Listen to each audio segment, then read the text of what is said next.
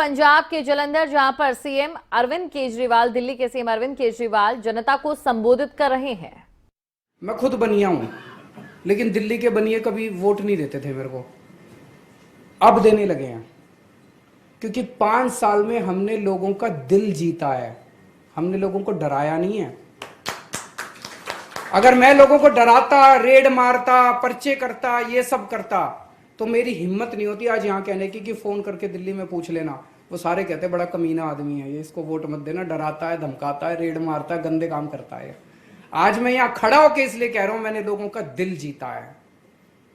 आपका भी दिल जीतना है हमें, 5 साल दे के देख लो हमें। तो बहुत सारे काम करने हैं जी, व्यापार में भी करने हैं। आपका 5 साल नहीं, हम तो परमानेंट के लिए चुनना चाहते हैं। वैसे ये ठीक बोल रहे हैं। आज भगवंत मान का फोन आया मेरे पास, वो पर्चा भरने गए हैं धुरी में, अपना आज नामांकन करने गए हैं, तो उसका फोन आया जी, आशीर्वाद चाहिए आपका नामांकन के पहले। तो मैंने उसको यही कहा, मैंने कहा भगवान करे आप इस बार सीएम बने, भगवान करे आप मरते दम तक सीएम ही रहें और आपको कोई ना हरा पाए।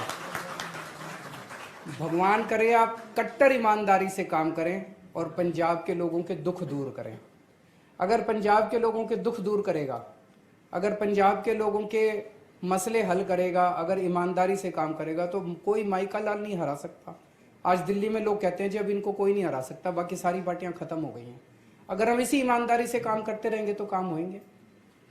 कुछ मुद्दे लोगों ने मुझे बताया शहरों को लेके हैं, जिस पे आज तक हमने कभी बात नहीं की। आप लोगों से जानना चाहता हूं कि इन मुद्दों पे हम लोगों को एक तो साफ सफाई की बड़ी समस्या है कि नहीं है?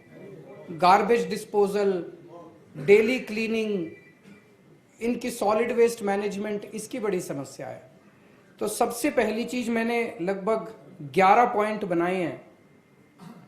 सबसे पहला काम एक तो ये करना है कि अपने को साफ सफाई की व्यवस्था करनी है। जितने भी शहर हैं, अपने को शहर साफ सुथरे चमकते हुए नजर आने चाहिए।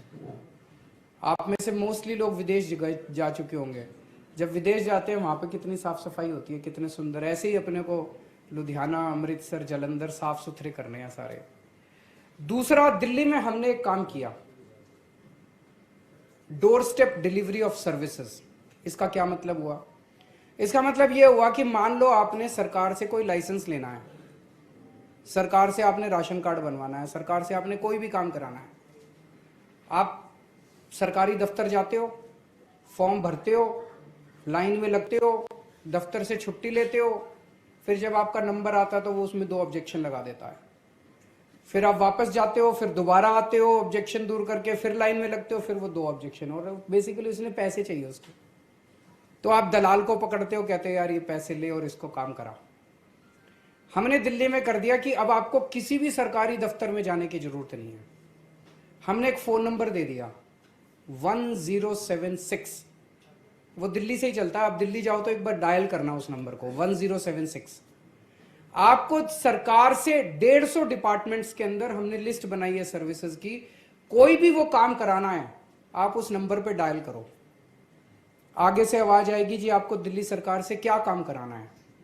आप उसको बताओ मेरे को राशन कार्ड बनवाना है, तो वो आपको बताएगा राशन कार्ड बनाने के लिए ये डॉक्यूमेंट्स चाहिए जी, ये आप तैयार कर लो।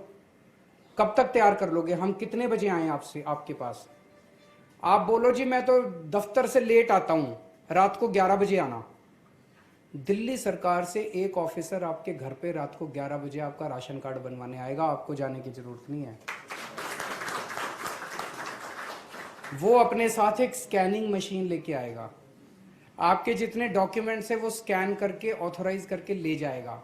आपसे जितनी फीस है उस डॉक्यूमेंट उसकी वो ले जाएगा, और हफ्ते से 10 दिन के अंदर वो आपका बन के आपके घर पे बाय पोस्ट आ जाएगा।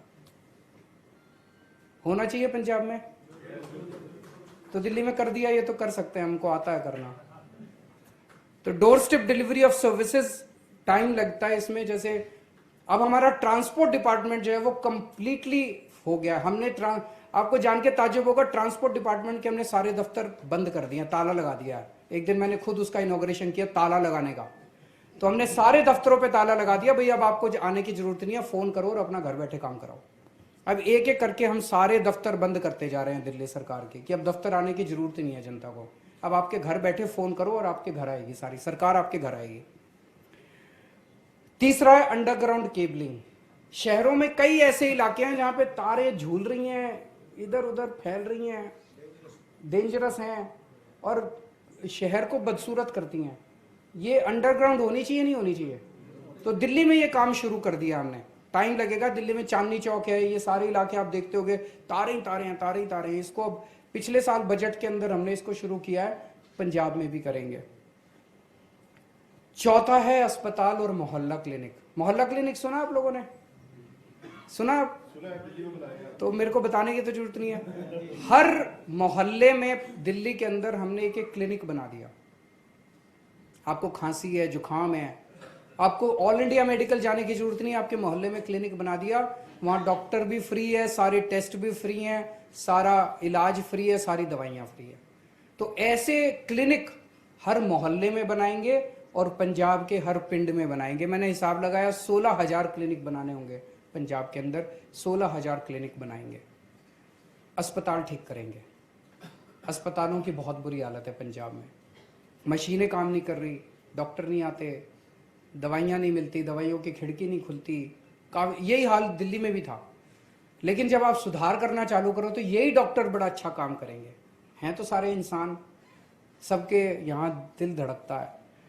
इन्हीं टीचर्स ने, दिल्ली के अंदर यही टीचर थे हमारे, 60,000 के करीब टीचर है, इन्हीं टीचर्स ने क्रांति करके दिखा दी। आज दिल्ली में इन्हीं डॉक्टर्स और इन्हीं नर्सेज ने क्रांति करके दिखा दी। पंजाब में भी करेंगे, पंजाब में भी ये करेंगे। तो अपने को अस्पताल और क्लिनिक अच्छे करने पड़ेंगे ताकि, और उसमें सारा इलाज मुफ्त करेंगे ताकि किसी के घर में कुछ भी हो उसको फोर्टिस और मैक्स जाने की जरूरत नहीं है, वो सरकारी अस्पताल में आएगा। अच्छे दिल्ली के अंदर अच्छे अस्पताल करे हैं। आज मैं ढेर सारे ऐसे लोगों को जानता हूं जो अपोलो जा सकते हैं लेकिन इलाज कराने सरकारी अस्पताल में आते हैं।